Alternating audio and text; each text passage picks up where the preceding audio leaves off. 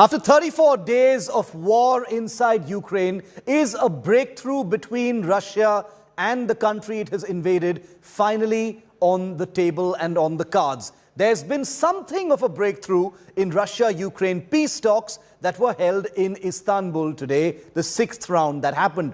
Russia today, in a dramatic announcement, agreed to de-escalate drastically its hostilities in the Ukrainian capital Kyiv, as well as the city of Chernihiv, which is just north of Kyiv. Moscow's head negotiator in Istanbul says that Russia is ready to de-escalate in these two metropolitan cities. He also said that direct talks between Putin and Zelenskyy are possible if Ukraine first finalizes an initial peace treaty.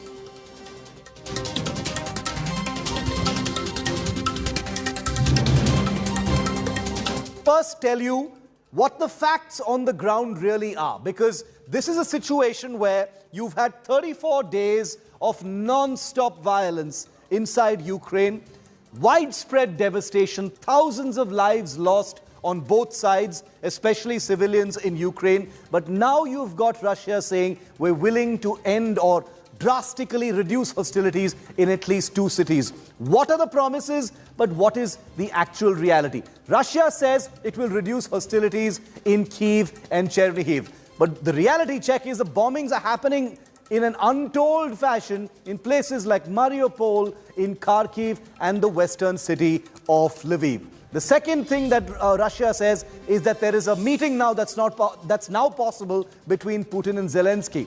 But remember, the reality check is that bombings are currently happening in cities like Mykolaiv, in Zhytomyr, etc. So what kind of face-to-face meeting can happen when those bombings are still currently on? The third thing that Russia says, the summit between Zelenskyy and Putin is possible if there is an initial peace treaty decided between both sides. But this comes at a time when Vladimir Putin is quoted to have said, "I will thrash them," when confronted with a piece of paper on the peace conditions proposed by President Zelenskyy. And finally, you've got Russia saying the ministers, the foreign ministers on both sides, can thrash out some kind of an initial peace treaty, and that can lay the groundwork for a face-to-face meeting between Zelenskyy and Putin. But the Russian minister who is supposed to make this peace treaty with Ukraine is the same person who's been threatening nuclear war on practically a daily basis. Russia says progress is happening because of the diplomatic relations between both sides, 6 rounds of talks. But Ukraine says there can be no progress whatsoever until there is an absolute ceasefire. Russia says we'll drastically reduce hostilities in two cities. Ukraine says nothing until there is an overall ceasefire and all bullets, all missiles, all rockets, all ammunition is stopped from firing at this point of time. Let's tell you about the context and the atmosphere in which this supposed breakthrough is happening. The sense on the ground in Ukraine is they are looking at Russia's announcement and intent to reduce hostilities in Chernihiv and Kyiv with a great deal of skepticism, if not rejecting it entirely, especially since it comes at a time when Vladimir Putin is quoted by the Times of London to have said, when confronted with a peace deal, "I will thrash them." Take a look at this report. Tell him, I will thrash them. With his invasion of Ukraine into its 2nd month, Vladimir Putin has this threatening message for his counterpart. His forces bogged down, and he himself being accused of having miscalculated the war, Putin seems to have boxed himself in a corner. And his desperation is now showing. With no way out of the invasion, Putin has dismissed all peace overtures from Kyiv. Ukraine is united in its desire to live freely, to live independently and for the sake of its own dreams, not other people's sick fantasies. Reports suggest that at a meeting with Russian oligarch and Chelsea owner Roman Abramovich, Putin threatened to thrash Zelenskyy. Abramovich, the unofficial peacemaker, presented Vladimir Putin with a handwritten note from Zelenskyy. On receiving the note, that detailed the war-hit country's peace terms, Putin reportedly said, "Tell him I will thrash them." Russia recently turned down a proposal for one-to-one talks between Putin and Zelensky to end the conflict, saying any talks will be possible only after key issues are resolved. Earlier, sanctioned Russian oligarch Roman Abramovich had accepted Ukraine's request to help in the negotiations to bring an end to the war which began on February 24. Putin has signaled a clear escalation, even as negotiators from Russia and Ukraine met face-to-face for the first time in 2 weeks for talks in Istanbul, Turkey. The last few rounds haven't been able to achieve much, not even a ceasefire. For over a month now, the world's eyes are on this man. One man who has the entire international community waiting with bated breath. What will he do next? Bureau Report, India Today. And day 34 is a good time as any to try and decode. It's an uphill battle when you're dealing with one of the most intriguing world leaders. But what really is on Putin's mind? What does he actually want?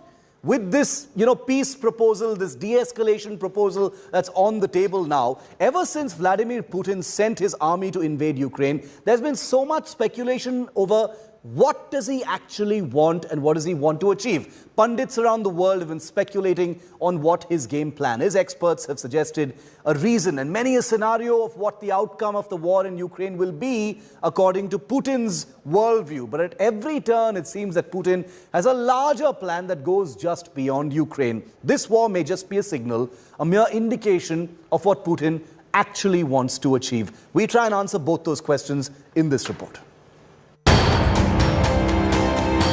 On June 30th, 2020, a 7-day national plebiscite ended in Russia. The Russian public were voting their intentions on 205 amendments to the Constitution of 1993. And the yes-no vote was a package deal. The voters either approved or rejected all the amendments. And the amendments concerned marriage laws, pension guarantees, a variety of other social benefits. But hidden amongst them was that all-important clause that mattered to only one man. That clause was the one that extended Vladimir Putin's presidency till 2036, when he would be 84 years old. Vladimir Putin, essentially president for life of Russia, has often stated that he wants to restore Russia to its former glory. And to do that, he has systematically gone about increasing Russian influence in not just Eastern Europe, but across the world, in Africa and in Asia. Putin's Russia played a major role in the Syrian civil war, where brute force was brought to bear on those against President Bashar al-Assad, effectively propping up the Syrian leader to continue in power. Like Assad, Vladimir Putin has been building a network of friends and vassals across the globe. Strong men who flout the very tenets of democracy that once brought them to power. Next door to Russia, Putin helped Alexander Lukashenko retain control of Belarus after the rigged election of 2021. Russian police advisors and tactics were involved in the crackdown of the widespread protests that overtook the country. Russian methods were used by Lukashenko to brutally subdue dissent. Months later, the Russian forces massed on the Belarusian border drove into Ukraine from the north. In countries around the world, Putin has been seen to help undermine constitutional democratic rules to build up strong leaders in his mold. His so-called friends and allies range from hardline leaders like Viktor Orban of Hungary to Jair Bolsonaro of Brazil. From Turkey under Recep Tayyip Erdogan to at one time even the United States under Donald Trump. Even as Russian bombardment created havoc in eastern Ukraine, the other president for life and Putin's new friend, strongman of China, Xi Jinping, has not condemned nor criticized either Vladimir Putin or his action in Ukraine. Russia watchers say Ukraine bothered Putin because it was a bastion of increasing Western liberalism, alien in a region Moscow always considered its own area of influence, Eastern Europe. Don't trust Putin. Please, don't be afraid of Putin. Because Putin go as far as we together allow them to go. And if we will be strong and united, we stop Putin. If you find out you compromise with Putin, Putin go further. What probably bothered Putin the most in Ukraine was not the eastward expansion of NATO, which would only have been a military matter, but the spread of concepts like free speech and free choice. Dangerous ideas that pose a bigger threat for someone who has installed himself as president for life. Behind President Putin's desk in the Kremlin, there is a portrait of Tsar Peter the Great, the longest-serving Russian leader ever. But if and when Putin officially retires in 2036, at the age of 84, he would have taken over the title from Tsar Peter. Because that is what Putin possibly finally wants, to go down in history as Putin the Great. So what are Putin's objectives and what are his achievements in 34 days of this war in Ukraine? Let's just, do a spot check on what he set out to achieve or what we think he set out to achieve and where those things are at. First, there was a sense that this invasion would be completed in a matter of just a few days. 4 or 5 days, it would be wrapped up. Ukraine would be overwhelmed. Well, Kyiv is still very much under Ukrainian control. Of course, the Russian government has said, we never even intended to take Kyiv. Our intent was in the east. So that hasn't happened. Putin and Russia had talked about denazifying Ukraine. There is no real sense of, whether this denazification has happened. But if he was talking about the Azov battalion and other such militias which are comprised apparently of neo-Nazis and subscribe to Nazi symbology and culture, the Azov battalion is understood to be still very much active, especially in places like Mariupol and in the eastern areas. He talked about stopping Ukraine and its NATO ambitions. Zelenskyy has put those NATO membership plans on hold. So in that sense, Russia appears to have succeeded in dissuading Zelenskyy's NATO dreams. The fourth thing was forcing Ukraine to somehow adopt strategic and political neutrality. Zelenskyy said he's open to compromise as far as neutrality is concerned. So in that sense, Putin appears to have, for now, met that particular objective as well. The intent, according to the Russian government explicitly, has been dominating the eastern part of Ukraine. Those objectives, militarily speaking, have largely been achieved. If you look at the territories held by Russia right now in Ukraine, those eastern territories have been completely encircled. The liberation of the Donbas region was another stated objective. It is now practically fully under Russian control. There's a lot of fighting happening in that eastern place, but it's fully under Russian control. Weakening the West was one of those unstated objectives because there's been a lot of innuendo about how the West has betrayed Ukraine and what was happening was about exposing and weakening the West. That hasn't really happened. The West has united. It has piled on the pressure against Russia in the form of sanction after sanction. And finally, there was a sense that Russia also wanted to highlight the inherent flaws that existed in NATO. In that sense, also Putin has been partially successful. We saw that during the Poland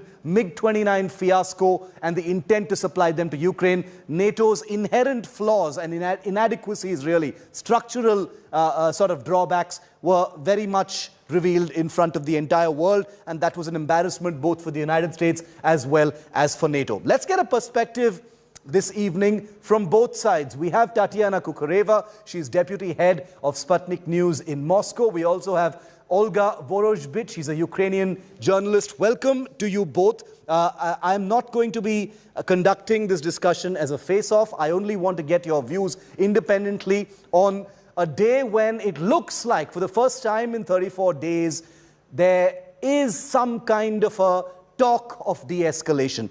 Direct question to you. Good to see you both. Tatiana, why now? What has made this possible? Why has Russia now said, we are drastically going to reduce hostilities in Kyiv and Chernihiv? Why now? Why those two cities? Well, first of all, nice to see you too. Shiv, and I think that first and foremost, the most important part is that this is the first time that we've heard Ukraine actually agree to the conditions that were voiced by Moscow, basically since the beginning of this whole debacle. You know, we've finally heard in the list of the propositions that were given by the Ukrainian side that they're dropping the claims to, reclaiming, forgive the repetition, the Donbass region as well as Crimea militarily, which is a huge development, and that's basically, what it was all about. The continuing violence in the Donbass region. I think that should be viewed as a huge concession from the Ukrainian side, and that would, in essence, I can't talk about can't speak for the military, and of course I can't speak for our president, but I think that concessions like these, as well as a neutral status that, again, according to those propositions, Ukraine is ready to agree to, which means that it's a no to NATO, it's a no to nuclear weapons, it's a no to any sort of weapons of mass destruction, biological weapons. So that means that the program that was run by Washington in Ukraine would have to be dropped as well. Those are huge concessions. Okay, so you're saying there are huge concessions. Olga, how are you looking at what the Russians have said after this sixth round of talks? Or Tatiana says there have been concessions on the Ukrainian side, and that has opened the doors for this announcement that hostilities will drastically be brought down in Kyiv and Chernihiv. There are attacks still happening in other places, but in Kyiv and Chernihiv, they've said that they will practically stop the military operations. How do you see this?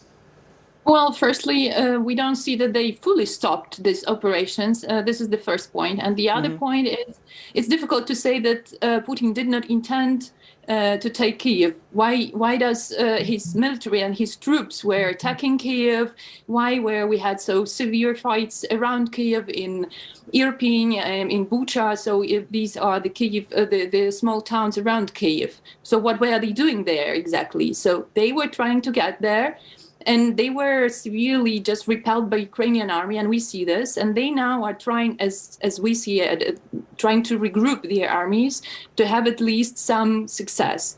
We also saw those, what we see, what we've heard today from the representatives of Russia, I see this as concessions, but these are not, well, as we see here, and as what our president said just 2 days ago in an interview, that the compromise for us would be that Russian troops are coming back to where they were before the February 24th, and then the talks and negotiations could be going on. Today we heard that there are some new steps, and the Ukrainian side says that we may have some guarantees. But frankly, if you ask my personal opinion, so these guarantees should be from Germany, from Poland, from US. So my vision is how would these guarantees look like? Okay, so this I understand. So Olga, you're saying that your reaction, and this is the sense we've gotten from the Ukrainian, establishment as well, is one of skepticism. Let's just put that aside for a moment. On the point, Tatiana, that Olga just raised about Kyiv, she says that the sense is that Russia, at least what Olga is saying, is that Russia is trying to make a series of military setbacks into some kind of a virtue. Making it sound like we never intended to take Kyiv, we're going to reduce hostilities in Kyiv, whereas Olga says that that's because you couldn't take it and you tried to. How would you respond to that?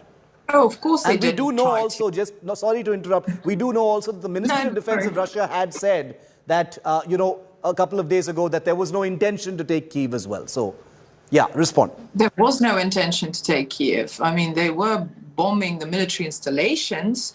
And we've all seen those pictures, that infamous mall that was bombed, and then Pictures appeared all over the Ukrainian internet, but I'm sure that my Ukrainian colleague is going to deny them, that there were armored vehicles and fighting points in that same mall. And you can see that. I mean, pictures worth 1,000 words, whatever we talk about.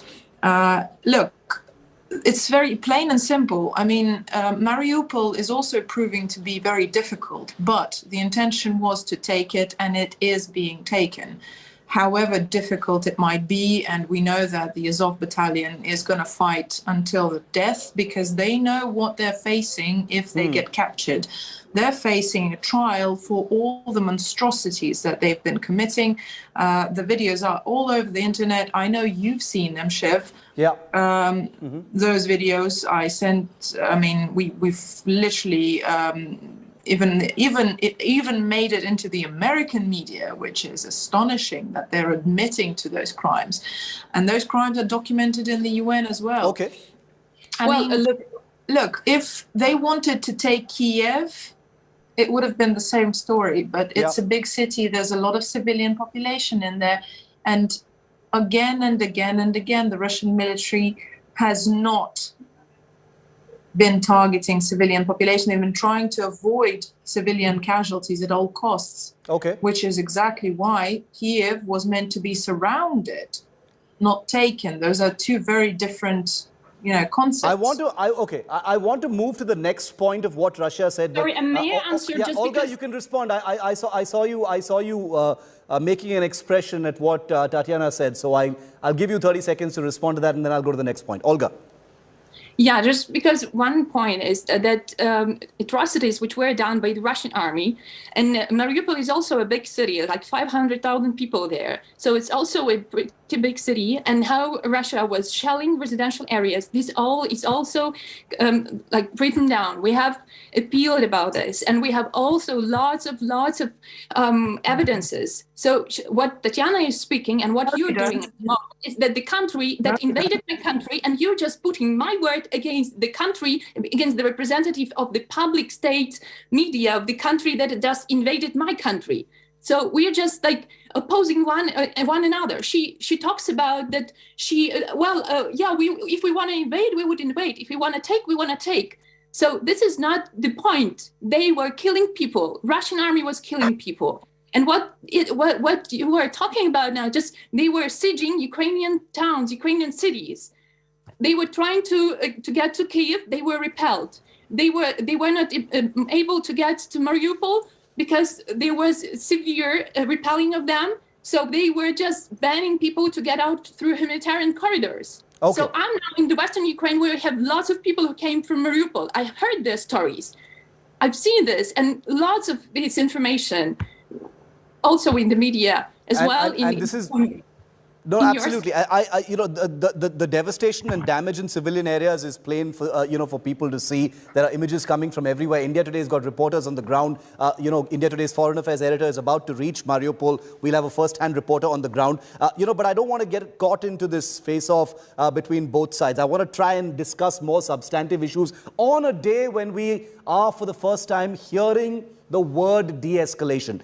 You've expressed your skepticism, Olga, that's noted. Tatiana, you've said that concessions have been made. But the question I'd like to ask now is the second point that the Russian negotiator brought up today, Tatiana, which was about the possibility of a face-to-face meeting, a summit of kinds between President Zelenskyy and President Putin, where it was indicated after many days of this, actually being sort of contemptuously dismissed as a possibility, today it sounded very different when the negotiator said, yes, it is possible. It can happen if the ministers on both sides lay the groundwork with some kind of initial peace treaty. What did that mean? I mean, is it suddenly looking possible for a Zelensky-Putin summit to happen, Tatiana? Well, Shiv, I mean, it was never off the table, really. And I think that we've discussed it, you and I have discussed it on multiple occasions. The problem was, and you couldn't classify it as a problem for the Ukrainian public, so to speak. President Zelensky is very good at what he does. He's a very good actor, and he's very good working with the public. He has claimed on several occasions on national television that he wants a meeting with President Putin. But what I told you before, and what I'm going to say again, if you want an actual meeting, and you know this, you're a professional journalist, you don't just, display this on national television. That's not how it's done. There are official channels and there's official procedure. You don't just say, on national television, I want a meeting with Putin, and then it magically happens. The meeting was never, ever off the table. It was just never really requested. But you're saying that the concessions he's made and the things he has said have now made it, good enough for the Russian side to officially say, practically, let's do this. This is actual real negotiations. This is the first time that the Ukrainian side has actually showed up ready to talk, because the demands from the Russian side were all the same. My Ukrainian colleague is talking about a lack of trust, but imagine how little trust there can be after 8 years of bombarding the Donbas region. Your colleague is there. She's probably seen the devastation on the ground. This has been done by the Ukrainian army, who was calling it an anti-terrorist operation. There is no trust possible after 8 years of lies and of breaking international treaties. However, the Ukrainian side, for the first time, actually showed up with the willingness to talk and willingness to negotiate, not with, large proclamations on national television, but with an actual agenda and with actual proposals. So you're saying it's gone from nationalistic innuendo to actual substantive points being discussed across the table through those quote unquote official channels. Olga, same question to you. What do you think about that? Tatiana is right when she says Zelensky has been talking about this face-to-face meeting for a long time. Today the Russian side has picked up on that point and said, yes, this meeting can happen if there is an initial peace treaty. Do you see that as a possibility? Because as this war rolls on, and you are in Ukraine, so you know this best, Olga, that there is an increasing sense from the outside that maybe a meeting between Putin and Zelensky, a summit between these two leaders, can be the kind of icing on a real peace deal. Is that possible in your view? Well, our president was talking about that. So Zelensky was talking about that from the very beginning. I guess he wasn't just talking, he was trying to do this through the official channels. So not just messaging. Okay. Not just messaging. So this is Zelensky was trying to call on the very first day of the full-scale invasion that Russians started. We had this information. So look, I guess the Russian side now is ready to talk because they felt the pain of sanctions. They understood that they are not able to take Ukraine as much as they wanted to. We've seen, we had evidence of the awards which were possible for the taking of Kyiv, for the taking of Lviv. We've heard all this. We've heard about their desire to take Ukraine in 3 days, in 4 days. Just let me speak by the end. Okay? Yes. So I guess this is the main point is that Russia now feels not ready enough to do what they wanted enough. So they want to talk, and that is why they're ready to talk. Also, we hear about sanctions, and we see that they are working already. So we've heard from Russians how they feel what is going on, and I guess the Russian oligarchs are also feeling those sanctions on themselves, and they will be only worse. Now Russia will have to pay reparations for what they've done here in Ukraine, and it was not like when we speak about the violation of international treaties. Yes, this was Russia which did it with the annexation of Crimea, and it was illegal, and you have to remember that. And if now my colleague is speaking about Donetsk, so please just in case compare Donetsk to Mariupol. Donetsk for 8 years, if you say so that this was Ukraine, and to Mariupol for 1 month. How Russian army just devastated the city. There's nothing of the city left. And Donbass is just saying, because, and we have evidences of 3,000 to 4,000 Russian soldiers which died because of being in the territory of Donbass through these 8 years. So these all information is available, and why we once more coming back to that? Russia started it in 2014. It tried to continue it till now. And what? All right. Now they feel they can't do it enough. They don't have enough money. They are now ready to talk. That's all. My last point, and Tatiana, you can respond to some of the things that Olga has thrown at you, which is that the sanctions have begun to hurt, and that's the reason why there is this course correction, even though it's a pretty dramatic course correction, if you ask me, that, all of these factors have forced Russia to, course correct, offer this peace deal. The economic sanctions have begun to hurt. Reality has begun to bite. And that's the reason why all of this is on the table. Spend less time answering that, but more time on my question, which is that what will this final peace deal look like? The end game to all of this, what will it look like in your view? Tatiana.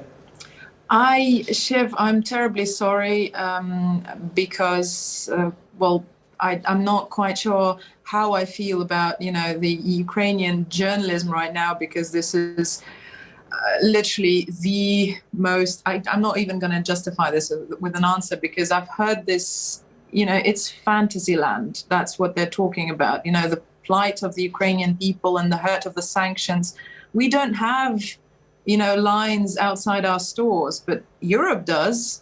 And Europeans are already feeling the pressure from their own sanctions. So, we can go on about this for years, probably, because unfortunately our Ukrainian colleagues are just repeating, this pile of, the propaganda that has been coming out of Washington, and it's pointless. In terms of the deal, I think that's. This is the key point here. We can talk about, Russia feeling whatever kind of pressure, but it is Ukraine that is finally coming up with concessions and actually responding to the demands that Moscow made from day one. That means denazification, neutral status. So that means no nukes, no bioweapons, no anything that makes it a threat for Russia. That means no NATO, and that means leave the people of Donbass and of Crimea, for that matter, live in peace. Crimea is never coming back to Ukraine. It has been done according to the letter of international law, but I'm afraid my colleague still does not know that and hasn't read the, according documents. It's understandable. They've been fed this misinformation for 8 years. I literally grew up in Crimea, so, I've never met a Ukrainian-speaking person there, nor will I ever probably, because it has been Russian land for, since it was actually became to life. So the end deal, I'm afraid, will have to be exactly that. No Nazi formations, the agreement to Russian terms, that's about it. So fine, I'm going to give the final minute to Olga in that case. Olga, we've been back and forth for 34 days on many of these issues. Many of these issues have not changed. The one thing that has changed today that's, given a lot of people a lot of hope. I sense your skepticism and your cynicism about the assurances by Russia. You're saying that these assurances need to come from the outside, not from Russia, because you don't trust Putin. But I'm asking you, with the words that have come out from Istanbul today, do you see peace on the horizon? Or do you think this is going to be an extended conflict that's going to go on for many, many months, if not longer? Olga. Look, just one moment, I need to clarify a few things. I'm very, when my Russian colleague says about denazification in Ukraine, it's very difficult to speak about this when we have the Jewish president, of course, and this is kind of fantasy speaking, what she told just right now. I can just repeat what she was talking about. Well, living besides Russia, will never be for us, the Russia which it is now, will never be for Ukraine, neither for Ukraine nor for Eastern European countries where Russia still sees its imperialist visions on, will never be safe and never be okay without any guarantees. So we need to have a really strong security guarantees. These guarantees could be provided for us, in my opinion, only by NATO. Okay. If not, these should be, and by the way, before the war, these were the majority of Ukrainians who also said so. We had a poll just, I guess, a week before the start of full-scale invasion, where 60% of Ukrainians said that we need to enter NATO. This is the point. If not NATO, then how should those guarantees look like? We need to speak about that. I'm tempted to ask just this one final question to you, Tatiana. How long is Russia prepared to continue this operation? There was a sense, it was never official, but there was this sense in the beginning that this was going to be a blitzkrieg operation. It was going to, end in 4 or 5 days. There would be total domination. It's day 34. It's day 34. I mean, how long, is Russia willing to conduct this operation? Shiv, I don't quite understand where the blitzkrieg point came from, because again, a blitzkrieg operation means tens, hundreds of thousands of civilian casualties. Would have been possible, but I mean, that would have made it a war, wouldn't it?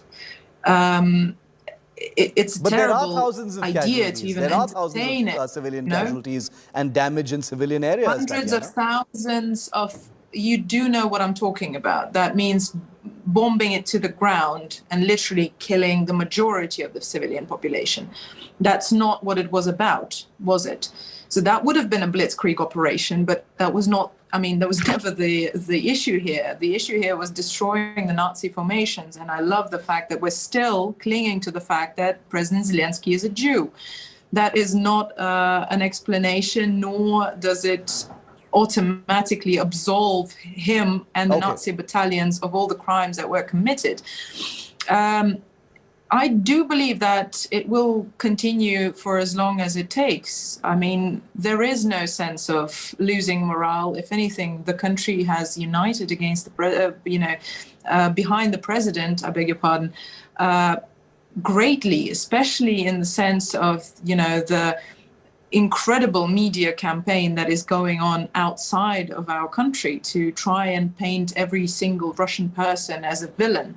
Okay. That doesn't work this way. It never works in the favor of the one doing the painting, sadly. I do believe it's going to happen as long as it takes for those conditions to, of course. Those are ominous words, but, on a day of some hope, even as journalists, we tend to be skeptical that nothing is ever that simple, especially in something as complicated as what's happening between Russia and Ukraine right now. As long as it takes, is perhaps a reality check phrase that I'll end this discussion with. Really appreciate the both of you joining me on this discussion and throwing light on what is the situation that is unfolding in front of our eyes. And it doesn't look like there's an end in sight, frankly, at this time. Thank you very much to Tatiana and Olga for joining me on this. Russian President Putin's ally and Chechen President and warlord Ramzan Kadyrov has arrived in Mariupol, one of the most devastated cities that's practically in Russian control now, where Chechen fighters have been fighting for the Russians. Kadyrov, who's known to be a brutal tyrant, reputed to be a brutal tyrant,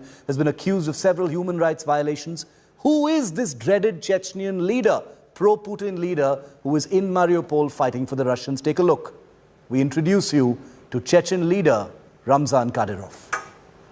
We've got another ground report from Ukraine coming up on the other side. Images of what it was like on day 34. That's coming up next. Stay with India Today.